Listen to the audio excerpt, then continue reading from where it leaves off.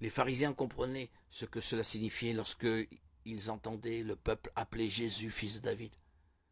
Mais contrairement à ceux qui criaient à lui parfois, ils étaient tellement aveuglés par leur orgueil et leur manque de compréhension des Écritures qu'ils ne pouvaient pas voir ce que voyaient les mendiants aveugles, que devant eux se tenait le Messie qu'ils étaient censés attendre depuis le début de leur existence.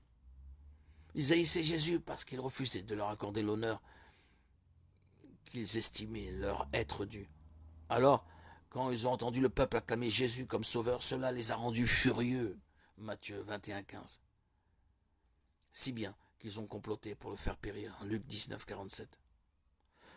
Jésus a aussi confondu les scribes et les pharisiens en leur demandant d'expliquer le sens de ce titre. Comment le Messie pouvait-il être le fils de David alors que David lui-même l'appelait son Seigneur? Marc 12, 35-37. Les docteurs de la loi n'ont évidemment pas pu répondre à cette question.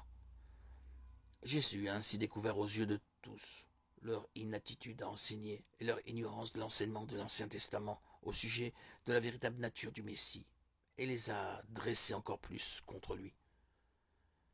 Jésus-Christ, le seul Fils de Dieu, est la seule porte de salut pour le monde.